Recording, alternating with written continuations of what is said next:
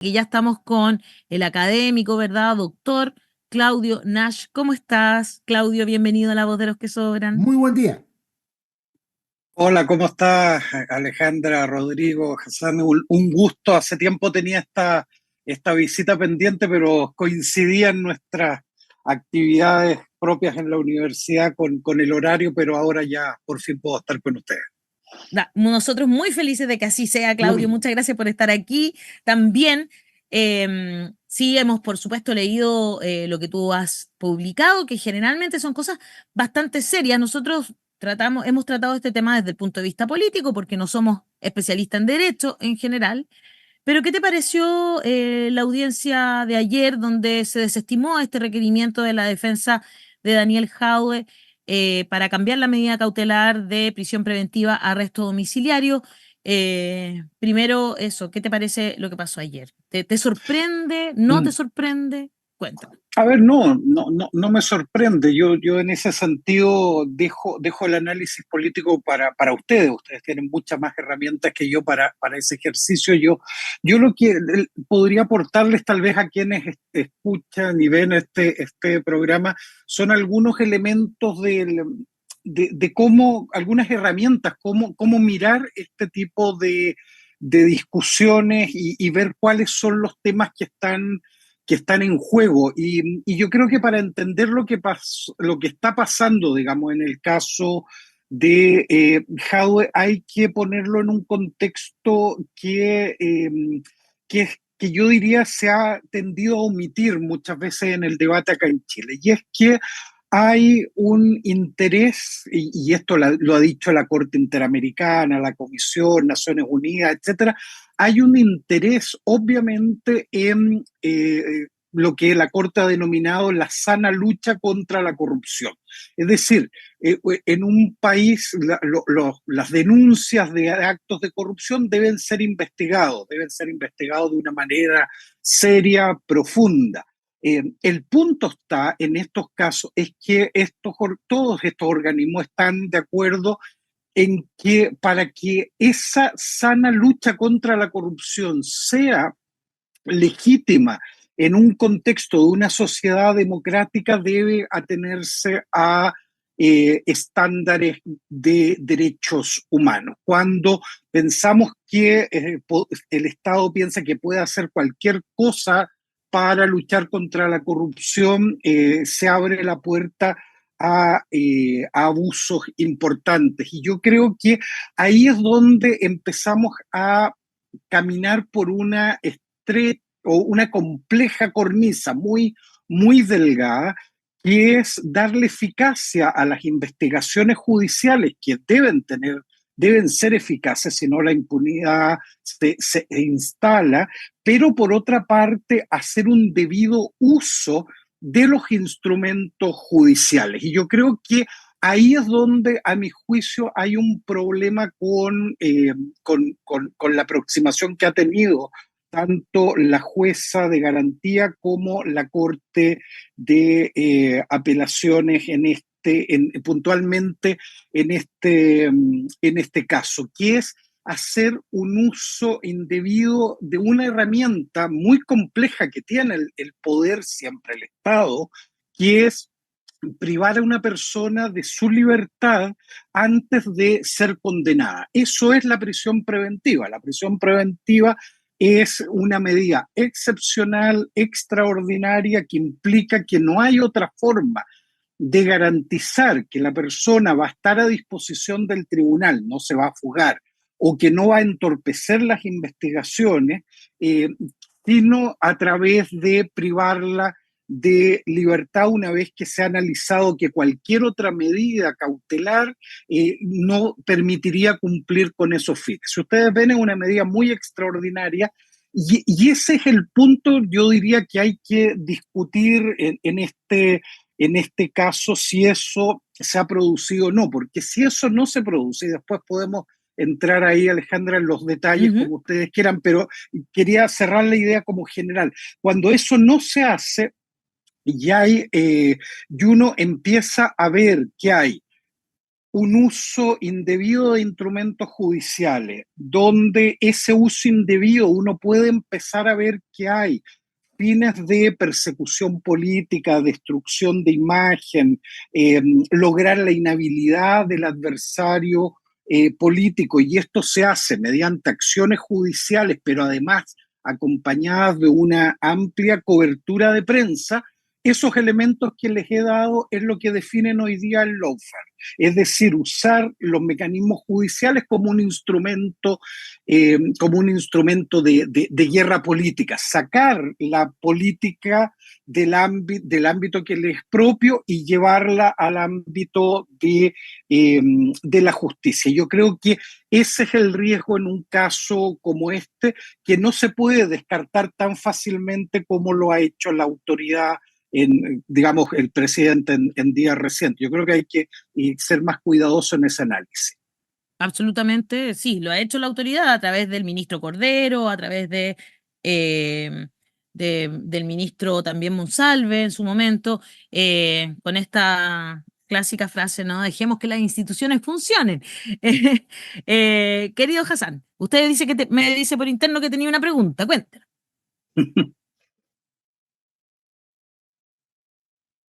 ¿Hassan? Parece que no me está escuchando, Hassan. ¿Quieres ir tú, No, Rodrigo, ¿me escucha mientras? ahora? ¿Me escucha? Ahí sí, ahí sí, Ahora Hassan. sí, Ahora sí te Hola, escuchamos. habíamos silenciado Lawfare con Hassan. ¿Ah? Este programa. A ver, Claudio, yo he visto algunos tweets suyos criticando la prisión preventiva de Hadwe, pero yo tengo una pregunta precisa acerca del tipo de crítica que está haciendo, ¿ya? Yo quiero distinguir entre lo que es el debe ser y lo que es el ser, ¿ya? Porque una cosa es decir, prisión preventiva no debe ser una cosa usada de esa manera generalizada, sino de manera excepcional, ¿ya? Pero en Chile, la prisión preventiva en este momento no es una medida muy excepcional, sino que se da en todos los casos. Entonces, uno dice, no pensando en el debe ser de un sistema ideal, sino en términos del sistema que tenemos, lo de Daniel Hadwe podría ser un ejemplo más de un problema típico, que no es algo especial con Hadwe, sino que un problema generalizado. En ese sentido, entonces, dicen los que de cierta manera defienden los jueces que han tomado estas decisiones, dicen, hay un ejercicio matemático, que casi todas las personas que arriesgan penas altas de ese tipo terminan en la prisión preventiva. Entonces, lo de Hadwe es normal. Puede ser algo malo. Puede ser que tengamos una crítica muy fuerte contra cómo se ocupa la prisión preventiva en Chile, pero no se puede decir que hay algo especial contra Hadwe, sino que es algo típico del sistema. Pero cuando uno mira, por ejemplo, sin entender nada de derecho, cuando uno mira el caso de Tren de Aragua, ya, la cosa que dice esa persona es que sí arriesgan altísimas penas de cárcel porque es secuestro a la prisión preventiva. Katy Barriga, una cantidad similar de años, también está en domiciliario, no en prisión preventiva. Cuando uno mira a Claudio Crespo, también yo creo con firma nomás, y uno mira, dice, estos son delitos muy fuertes, no son delitos menores, y ellos caen con arresto domiciliario o incluso firma mensual. Es un simple, y uno dice, pero parece entonces que no es un simple ejercicio matemático en el caso de Hadwe comparado con estos. Entonces, ¿tu crítica es general al problema de prisión preventiva o dice que hay algo adicional en el caso Hadwe? Hassan, yo iría en esa segunda opción que tú me das. Yo creo que aquí hay que hacer una crítica general, no la podemos omitir. Aquí hay una crítica general, tenemos nosotros en Chile, y esto lo han dicho expertos de distintas tendencias políticas, visiones jurídicas, la gente que ha estudiado el tema de la prisión preventiva en Chile tiene una mirada crítica. Yo creo que nadie hoy día está satisfecho ni con el deber ser ni con el ser. Yo creo que ahí hay en dos niveles. Yo no puedo evitar hacerlo, pero hay un texto, pueden buscarlo ahí en internet, se publicó en febrero pasado de Zaffaroni, donde se pregunta por esta relación entre el deber ser y el ser, y por qué están conectados. Así que les dejo ahí a los que estén viendo, escuchando, búsquenlo, lo van a encontrar rápidamente, un texto corto, maravilloso, del vínculo entre ambos. Entonces, bueno, pero no podía evitar hacerlo Muy bien, me parece. con esa referencia al Como deber un ser y al buen ser. académico que Pero yo diría, Hassan, que sí, aquí hay a ver, veamos el problema con el deber ser. Nuestro sistema legal en Chile y constitucional tiene un problema con la prisión preventiva. ¿Cuál es el problema con la prisión preventiva? Que este carácter excepcional que tiene la prisión preventiva en el ámbito internacional, los compromisos que ha adquirido el Estado de Chile, equivalente a la prohibición de restablecer la pena de muerte, es que en materia de prisión preventiva, los fines que justifican mantener a alguien privado de libertad, aunque todavía no se le haya condenado, tienen dos objetivos: evitar el peligro de fuga y que no entorpezca las investigaciones. La peligrosidad, el que vaya a cometer nuevos delitos, no es un criterio aceptable desde el punto de vista de las obligaciones internacionales y que tienen en Chile rango constitucional en materia de derechos humanos. Por lo tanto, ahí hay una tensión. La Corte Interamericana, hace 10 años ya atrás, le dijo en el caso Norín Catrimán, el caso de los Loncos, a Chile lo condenó y le dijo: usted tiene un problema con la prisión preventiva. Ahora, si va a utilizar el criterio de peligrosidad, lo tiene que hacer y vincularlo en el caso concreto, cómo esa peligrosidad influye en los objetivos legítimos, que son peligro de fuga o entorpecer el normal funcionamiento del proceso. Entonces, tenemos un problema de deber ser desde el punto de vista normativo. Tenemos otro problema de aplicación. En la aplicación, ya acercándonos al ser, tenemos el otro problema del deber ser es que a los jueces y juezas y a los magistrados de las altas cortes muchas veces se les olvida de hay que compatibilizar la legislación interna con los compromisos internacionales. Uno no puede olvidarse de los compromisos internacionales si no compromete la responsabilidad internacional del Estado. Pero en la práctica, y ahí voy a la segunda parte de lo que tú planteas, se tiende esto a omitir y se utiliza de una manera casi automática, lo cual no es aceptable, la idea de que depende de la pena que usted se le va a asignar y la cantidad y gravedad de los delitos, y casi automáticamente se concede la prisión preventiva. Yo creo que ese es un problema. En eso yo he tratado siempre de ser muy, muy cuidadoso en los casos como el de Katy Barriga y otros que han tenido alta connotación, de no sumarse a la idea de que todos deben estar privados de libertad. Al contrario, el problema en esos casos es que se selecciona a quienes se les aplica correctamente el derecho y a quienes no se les aplica correctamente el derecho. Entonces, en general, los poderosos se les aplica correctamente el derecho y a aquellos que son más débiles se les aplica de una manera irregular y mucho más dura el derecho. Uno podría decir, ahí termina la historia en este caso. Es decir, aquí lo único que se hizo fue aplicarle a Jadwe una mala visión desde el punto de vista de la desproporcionalidad de este tipo de medidas y su falta de necesariedad. Pero a mi juicio hay un elemento adicional en el caso de Jadwe, que es el que complejiza el caso y a uno le permite empezar a explorar que podemos denominar uso indebido con razones políticas. A ver. Y hay dos elementos ahí que yo pondría sobre la mesa. Hay uno que sí hay que tener cuidado. Los casos que tú me citabas, Hassan, son de autoridades o funcionarios públicos que ya no están en el ejercicio de su cargo. Katy Barriga ya no es alcaldesa, Crespo, claro. Porque no tengo ninguna simpatía, pero hay que decirlo, no estaba en funciones en Carabineros, es decir, ya no tiene eso al armamento que mal utilizó repetidamente. Entonces, claro, uno puede decir, aquí hay un criterio distinto al cual hizo referencia la jueza para dictar su medida. Ella dice, aquí hay un peligro. ¿Cuál es ese peligro?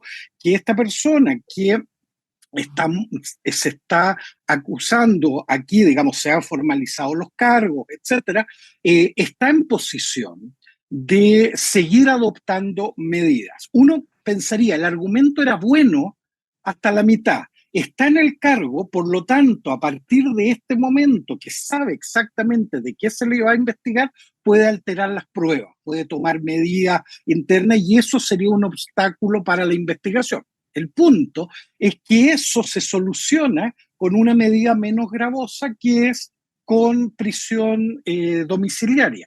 Y no es necesario la prisión preventiva, no es necesario mandarlo a la cárcel. Pero ella dice que el problema no es ese, él dice que el problema es que va a seguir cometiendo o está en posición de seguir cometiendo ilícitos.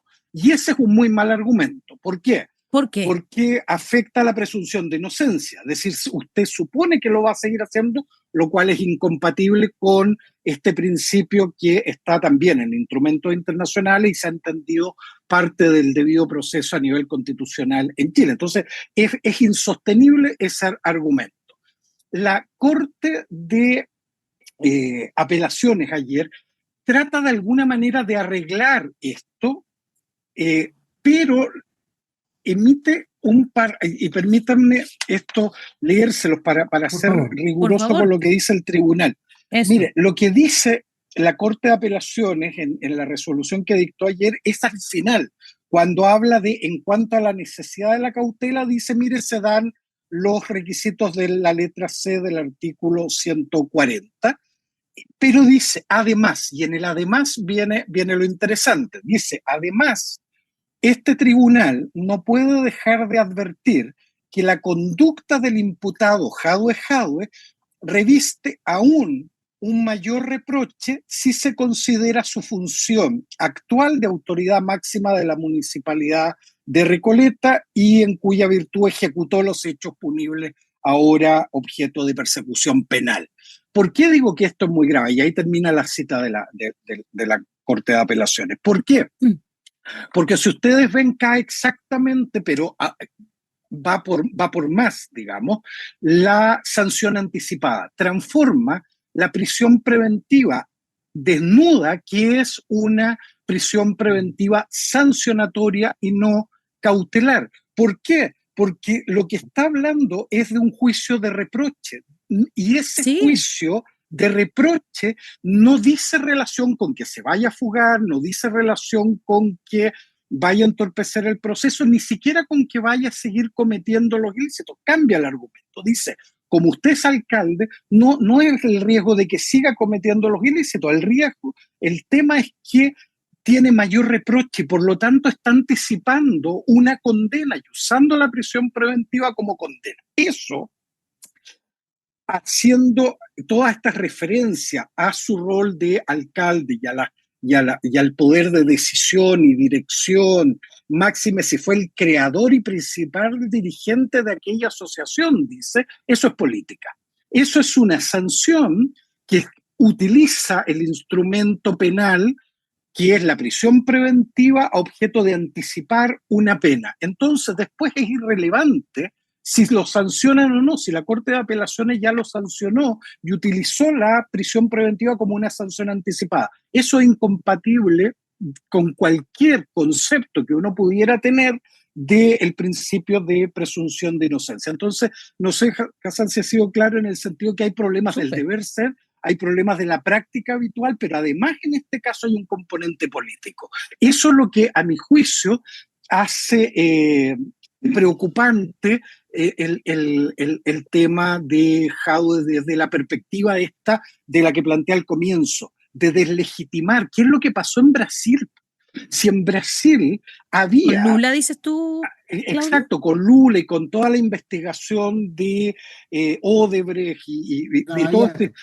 Aquí había un problema de corrupción muy serio, pero se deslegitimó esa investigación y Brasil terminó siendo condenado por el Comité de Derechos Humanos, incluso además la Corte Suprema dejó todas estas investigaciones respecto de Lula sin efecto. ¿Por qué?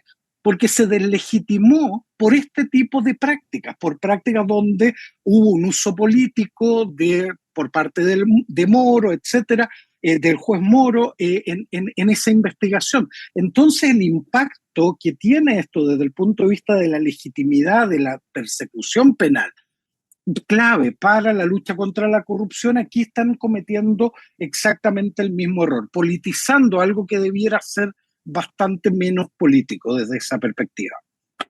Voy a Muy leer bien. así, claro. Dice, Sí. no puede dejar de advertir que la conducta del imputado Jadwe reviste aún mayor reproche si se considera su función actual de autoridad máxima de la Municipalidad de Recoleta y en cuya virtud ejecutó los hechos punibles que ahora son objeto de persecución penal. Ahí yo me pregunto, abogado, si es que entonces si el señor Jadwe decidiera renunciar a su mandato de alcalde, porque no le queda mucho tiempo tampoco, ¿se caerían los argumentos que en este caso da la Corte?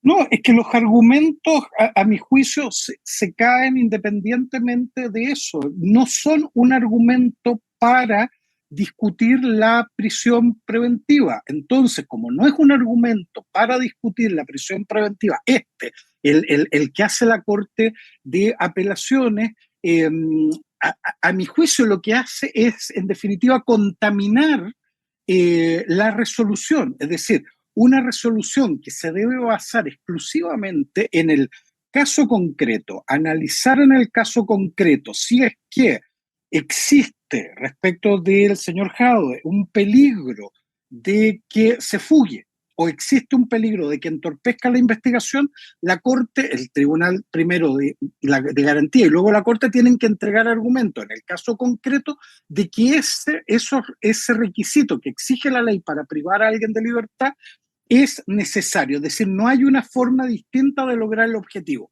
Existe una forma distinta, ya hay un problema. Y segundo, la proporcionalidad. Es totalmente desproporcionado el afectar la libertad personal de la persona. Pero además la desproporción, a mi juicio, tiene que ver con el argumento de que se sale del contexto de la discusión de la cautelar, de la prisión preventiva, y se transforma en un argumento de fondo. Y eso es una condena anticipada, y eso es inconstitucional. Eso, desde todo punto de vista, es una violación al debido proceso del señor Jadwe. A uno le podrá caer bien o mal el señor Jadwe, pero desde el punto de vista de lo que está haciendo el tribunal, está argumentando algo que no correspondía y poniéndolo como un fundamento, a mayor abundamiento, pone un además coma, es decir, lo considera parte relevante de su argumentación. Rodrigo quiere hacer una pregunta. Sí, sí, pues no solamente junto con estar de acuerdo con lo que usted dice, profesor Nach, yo le agrego de que también hay señales preocupantes de una suerte de populismo penal, que venía de antes. Esto no tiene que ver con Jadwe. Yo hacía referencia y vuelvo a recomendar a la gente que pueda que lea en el diarioconstitucional.cl el paper que subió el abogado Rodrigo Ríos, pero no lo subió ahora, pues, lo subió el año 2019, que habla sobre la desnaturalización de la prisión preventiva, y habla ahí de el gran porcentaje de prisiones preventivas que luego terminan en no condenas, y la verdad es que hay gente ahí que se comió 3, 6, 12 meses, un poquito más incluso, estando en cárcel cuando después la justicia determinó en su fallo otra cosa. Pero también hay otro matiz, que es el que yo encuentro más preocupante, porque seguramente usted ha escuchado muchas veces que se dice de que en la justicia hay una puerta giratoria, que los carabineros detienen, inmediatamente llegan a tribunales y salen por la puerta de atrás, y ahí el Poder Judicial cuando responde, y esto está documentado, la mayoría de las veces dicen, no, esto no es así, se aplicaron tantas prisiones preventivas, la declaración de ilegalidad en una detención ha ido bajando, no hay mano blanda, no hay garantismo, y eso lo han dicho jueces de la Corte Suprema, jueces de la Cosa de Apelaciones, y lo que hay detrás de eso, y no sé si usted lo comparte, es que en el fondo el Poder Judicial no está actuando en relación a criterios que tengan que ver con la corrección o sostener la calidad de la asistencia emitida, sino más bien por las cifras. Porque te dicen, miren, el año pasado hubo determinada cantidad de prisiones preventivas, por lo tanto, estamos haciendo la pega. pero el punto es si esas tienen el fundamento de ser una medida Claro. extremadamente, como usted lo plantea, excepcional, ¿cierto? Porque en el fondo, ¿cuál es la cantidad de resoluciones en que hay prisión preventiva que sean las suficientes para decir que el Poder Judicial está cumpliendo su rol? Es una cuestión estadística y cuando debiera aplicarse un criterio cuantitativo y de calidad, y eso no está pasando, profesor.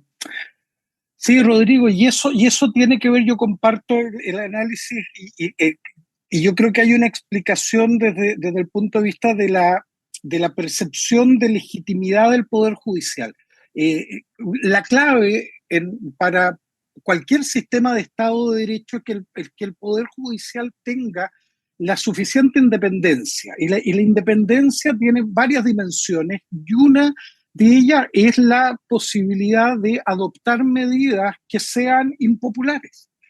Por eso se habla del Poder Judicial como órganos contramayoritarios, es decir, que estén al margen del juego de mayorías electorales o de otro tipo. Es decir, debe ser un límite es decir, el Poder Judicial, en definitiva, Rodrigo, tiene que ser ese límite que alguien en la plaza pública, cuando están todos dispuestos a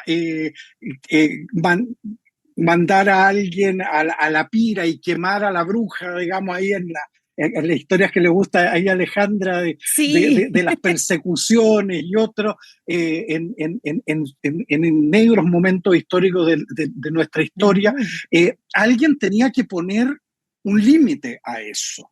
Y hay una historia muy bonita, y yo siempre se la cuento a mis alumnos y se me da un minuto, menos de un minuto, la cuento, ustedes pueden buscarlo en internet. Hay en Holanda, en el Museo de Holanda, hay unas pesas que son pesas no de tamaño de medir productos, sino que de medir seres humanos. No. Y la explicación de qué era esa pesa, esa balanza. Ustedes saben que las brujas, ¿por qué pueden volar? Las brujas pueden volar porque ellas adoptan la forma de un cuerpo humano, pero no son un humano. Por eso vuelan, no tienen peso, ¿ok? Claro. Se tomó eso, que era la historia que se contaba, y se dijo, ok, entonces usemos un artilugio y lo ponemos al lado de la pira. Antes de lanzarla al fuego, como no creemos en la justicia, nos inventamos un sistema práctico. Entonces, subimos ahí a la condenada y si tiene peso, si puede pesar en esta pira, se salva. Porque si fuera bruja, no tendría peso. ¿Qué hicieron eso? Inventarse una herramienta, un artilugio. ¿Por qué? Como dice Rodrigo, porque perdieron la confianza en la justicia. Cuando se pierde la confianza en la justicia hay que inventarse alguna herramienta. Y yo creo que esa es parte de la discusión que tenemos desde la lógica de derechos humanos, cómo creamos buenos instrumentos para cuando falla la justicia en el ámbito interno, y nos inventamos un control internacional, un control para poner límites a esa falla. Y el populismo penal, como tú señalas, Rodrigo, que es precisamente distorsionar el sistema de justicia penal particularmente, y decir, vamos a utilizar el instrumento penal como una medida efectista. Sabemos que no sirve aumentar las penas para bajar los crímenes, pero lo hacemos igual. ¿Para qué? Para que el matinal, no ustedes, los otros matinales, queden tranquilos, para que la turba furiosa que exige que alguien responda quede tranquila. Entonces, el problema es cuando no tenemos entonces un poder judicial que pueda decir, pare, esto no funciona así, esto tiene límites y yo voy a ejercer mis atribuciones como un límite al poder de las mayorías, un límite al poder político. Y ahí es donde viene lo peligroso, Rodrigo, de entonces transformar los procesos penales que fue algo muy discutido en el marco de la reforma procesal penal, transformar la gestión procesal penal, la administración de justicia, en estadísticas y en cifras. no basta decir cuántas audiencias se hizo, lo que basta es saber cuántas audiencias y en cuántas de ellas se aplicó correctamente el derecho. Ese debiera ser nuestra preocupación. Entonces, yo comparto ahí la crítica. Esto no es solo estadística. Las estadísticas nos muestran algunas cosas, pero no nos dan la película completa. Y el populismo penal se nos instala en este país y las últimas legislaciones en materia de lucha contra el crimen organizado, la delincuencia, muchos de ellos son populismo penal. Sabemos que no son herramientas útiles, pero las seguimos utilizando. ¿Y cuál es el gran riesgo de esto? Vuelvo al punto de partida, de legitimar la credibilidad en el Poder Judicial.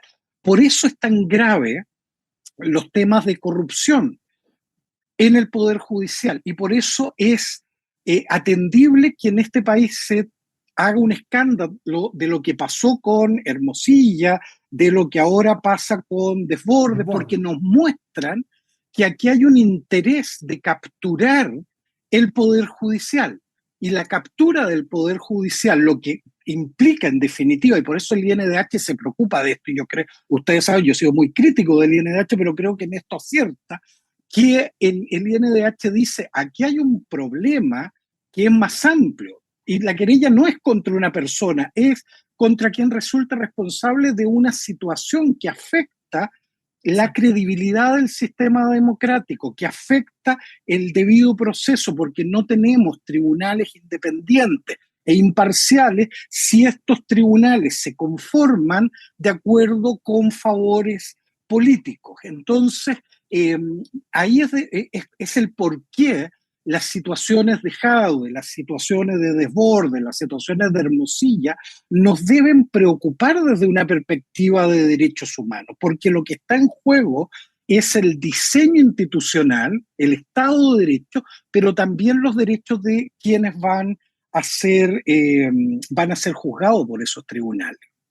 Entonces ahí hay hartas preguntas que se desprenden de lo que estamos conversando. Paola Hernández dice, muy interesante visión, debiera asesorar al abogado de Jadwe. Espero que muchos se sumen para ayudar a Daniel a salir de esta persecución, dice Paola Hernández. Adán Farías dice, clase magistral, gracias, qué gran invitado. Gloria Galvez, don Claudio Nash, una voz que se escucha con atención. Carmen Cifuentes, pero Jadwe no es cuestionado por su gestión como alcalde. Acá es enteramente político, no cabe duda. José Delso dice, excelente entrevista. Maritza Andrade, felicitaciones a la claridad del señor Nash. Juan Pablo Pérez, Claudio Nash, de una lógica impecable. Y quería yo sumarme a una pregunta que tengo acá, entonces, que es exactamente de María Panza. Me estaba leyendo el pensamiento y dice, pregunta para el abogado. ¿Cree que la defensa ha cometido errores? ¿Qué piensa usted, abogado? Porque se ha criticado bastante a la defensa de Daniel Jadwe, quizás un poco por haber utilizado algunos argumentos políticos también.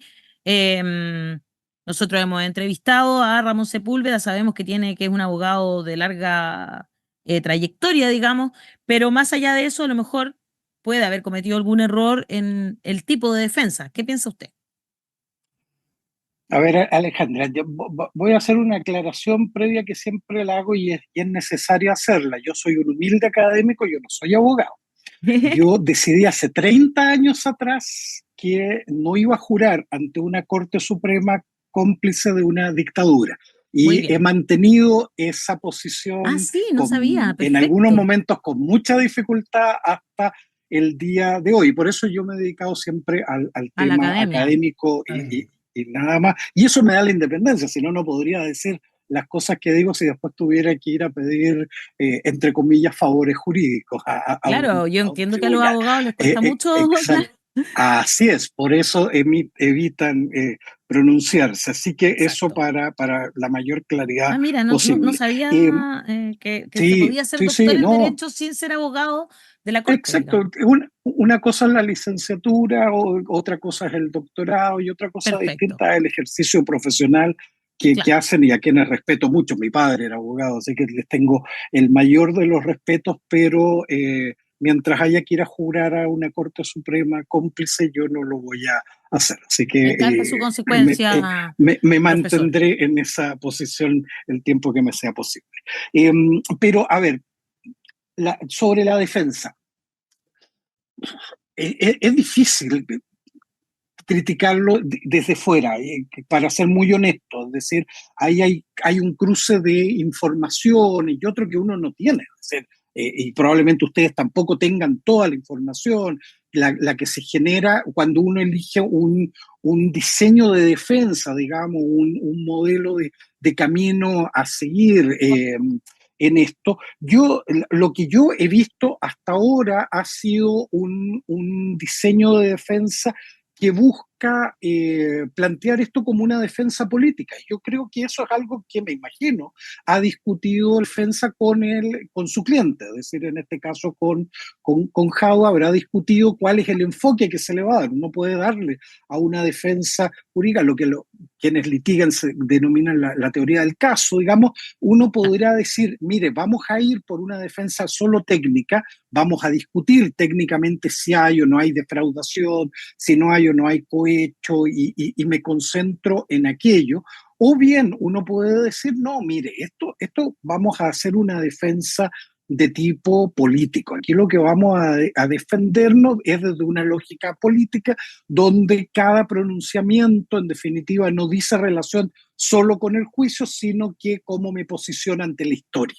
Y estos mensajes que manda Jaude, lo habrán visto ustedes, estos Sí, claro, que son sí, a mano, esa es una puesta en escena espectacular, digamos, ahí son una hojita, además, con una letra, además, muy particular, con frases, cada uno con un mensaje muy político, y yo creo que ahí uno entiende que aquí hay una visión que es un poco apostar a lo Lula, es decir, yo de esta salgo, puede ser que no en corto plazo, pero salgo en algún momento y salgo fortalecido, no jurídicamente, no me interesa fortalecido jurídicamente, salgo fortalecido políticamente. Y me parece que la defensa uno la puede leer bajo esa lógica. Entonces, bajo esa lógica, muchas de las cosas que yo les he dicho a ustedes, mire, ya, sí, qué bien, pero ¿para qué vamos a entrar en ese detalle? A mí lo que me interesa es el tema más macro, más grueso. Yo lo leo así, si no es así, claro, se estarían cometiendo errores.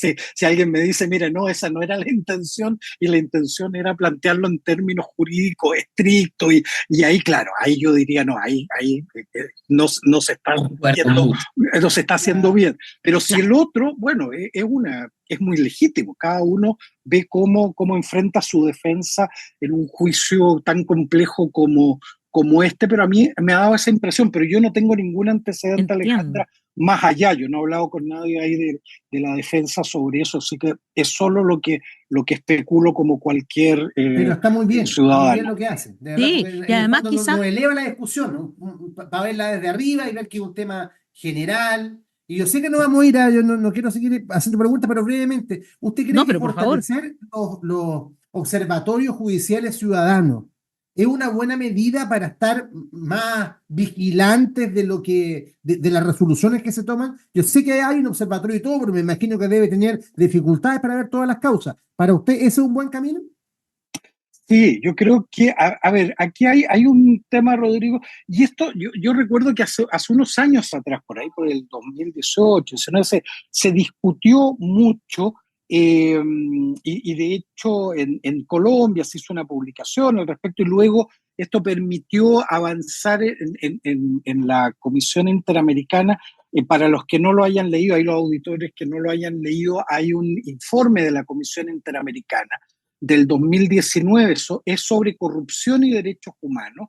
Este informe es un informe temático de la comisión, y ahí yo tuve el privilegio de trabajar junto con la comisión. Me pidió preparar el borrador de ese informe, y se publicó en diciembre del 2019, y ahí uno de los temas, Rodrigo, que más se discutió, porque esto implicó muchos diálogos a nivel regional, hicimos reuniones en todo el continente con gente que se dedica a los temas de corrupción y derechos humanos, hay países donde tienen un enorme trabajo en esta materia, en México, en Colombia, en Argentina también, en Perú, hay una densidad interesante de trabajo ahí.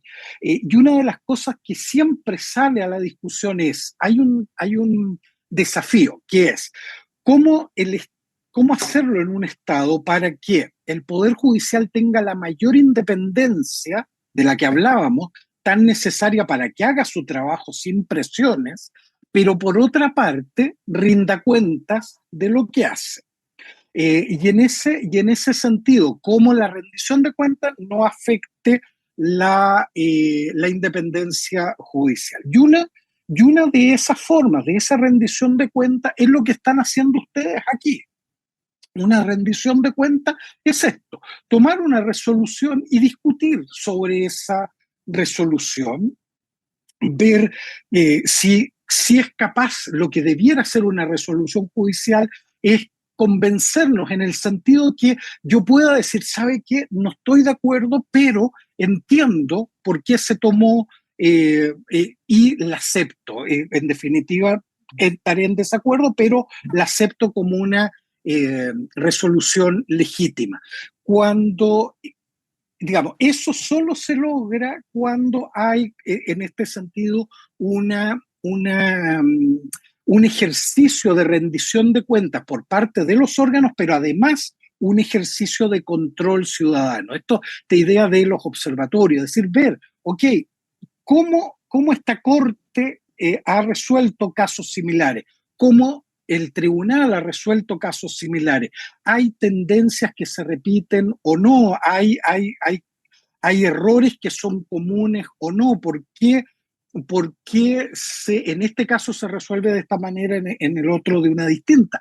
Ese es un ejercicio que es muy sano que se haga. Yo creo que en eso acá en Chile yo lo que veo es un déficit en eso. Nosotros tenemos eh, una poca densidad en términos de organizaciones de la sociedad civil en materia de derechos humanos. Y esto es un problema que tenemos que reconocer. No tenemos densidad suficiente.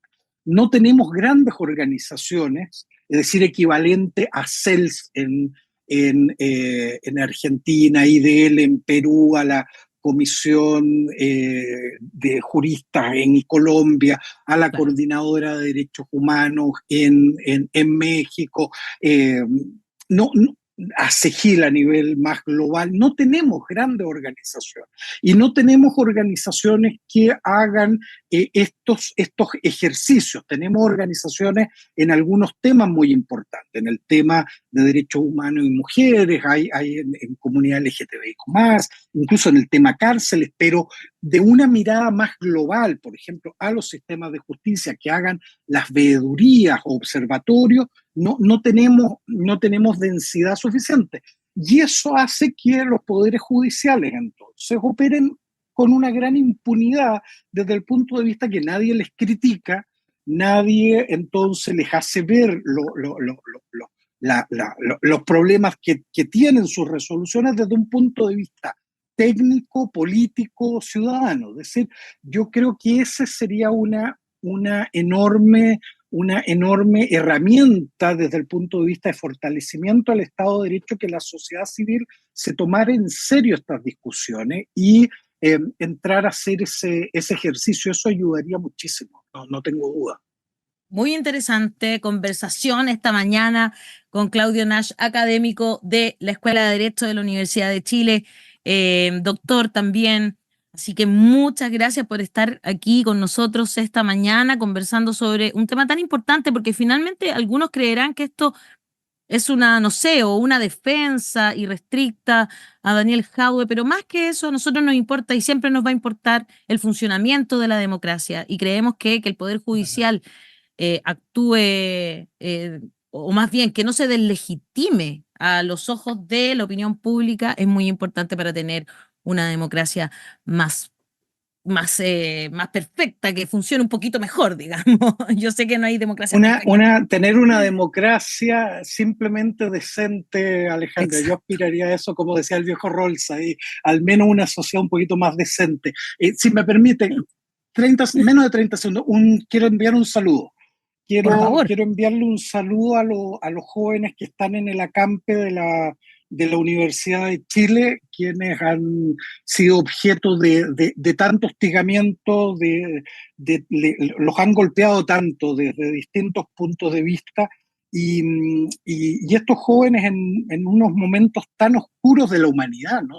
Se han puesto del lado de las víctimas del genocidio y ya han actuado en consecuencia. Entonces yo, enhorabuena por ellos, por este país, porque lo que están haciendo en definitiva nos permiten soñar que pueda haber un futuro mejor, que hay esperanza en este mundo donde cuesta tanto encontrar la esperanza. Y en estos jóvenes yo veo mucha de esa esperanza, así que un saludo ahí al acampe de la Casa Central de la Universidad de Chile.